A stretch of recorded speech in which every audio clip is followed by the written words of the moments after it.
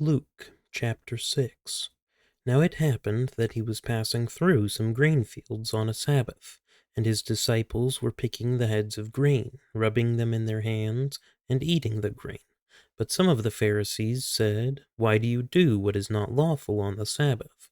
And Jesus, answering them, said, "Have you not even read what David did when he was hungry, he and those who were with him?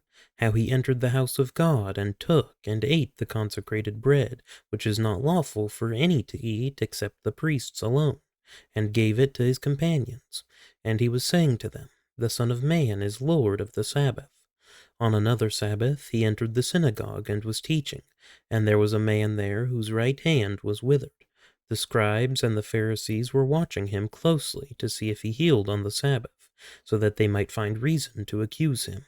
But he knew what they were thinking, and he said to the man with the withered hand, "Get up and come forward." And he got up and came forward. And Jesus said to them, "I ask you, is it lawful to do good or to do harm on the Sabbath, to save a life or to destroy it?" After looking around at them all, he said to him, "Stretch out your hand." And he did so, and his hand was restored. But they themselves were filled with rage, and discussed together what they might do to Jesus. It was at this time that he went off to the mountain to pray, and he spent the whole night in prayer to God. And when day came, he called his disciples to him, and chose 12 of them, whom he also named as apostles: Simon, whom he also named Peter, and Andrew his brother, and James, and John, and Philip, and Bartholomew, and Matthew, and Thomas, James the son of Alphaeus, and Simon who was called the Zealot, Judas the son of James, and Judas Iscariot, who became a traitor. Jesus came down with them and stood on a level place, and there was a large crowd of his disciples, and a great throng of people from all Judea and Jerusalem, and the coastal region of Tyre and Sidon, who had come to hear him and to be healed of their diseases. And those who were troubled with unclean spirits were being cured, and all the people were trying to touch him, for power was coming from him and healing them all. And turning his gaze toward his disciples, he began to say, "Blessed are you who are poor, for yours is the kingdom of God. Blessed are you who hunger now, for you shall be satisfied. Blessed are you who weep now, for you shall laugh. Blessed are you when men hate you, and ostracize you, and insult you, and scorn your name as evil, for the sake of the Son of Man. Be glad in that day, and leap for joy, for behold, your reward is great in heaven. For in the same way their fathers used to treat the prophets. But woe to you who are rich, for you are receiving your comfort in full. Woe to you who are well fed now, for you shall be hungry. Woe to you who laugh now, for you shall mourn and weep. Woe to you when all men speak well of you, for their fathers used to treat the false prophets in the same way. But I say to you who hear, love your enemies, do good to those who hate you, bless those who curse you, pray for those who mistreat you. Whoever hits you on the cheek, offer him the other also, and whoever takes away your coat, do not withhold your shirt from him either. Give to everyone who asks of you, and whoever takes away what is yours, do not demand it back. Treat others the same way you want them to treat you. If you love those who love you, what credit is that to you? For even sinners love those who love them. If you do good to those who do good to you, what credit is that to you? For even sinners do the same. If you lend to those from whom you expect to receive, what credit is that to you?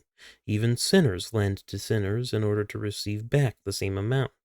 But love your enemies, and do good, and lend, expecting nothing in return, and your reward will be great, and you will be sons of the Most High. For he himself is kind to ungrateful and evil men. Be merciful, just as your Father is merciful. Do not judge, and you will not be judged, and do not condemn, and you will not be condemned. Pardon, and you will be pardoned. Give, and it will be given to you. They will pour into your lap a good measure, pressed down, shaken together, and running over. For by your standard of measure it will be measured to you in return. And he also spoke a parable to them. A blind man cannot guide a blind man, can he?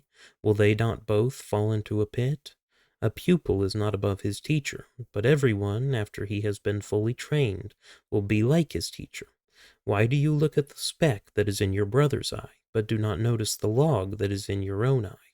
Or how can you say to your brother, Brother, let me take out the speck that is in your eye, when you yourself do not see the log that is in your own eye?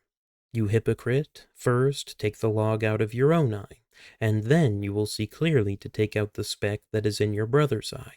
For there is no good tree which produces bad fruit, nor, on the other hand, a bad tree which produces good fruit. For each tree is known by its own fruit.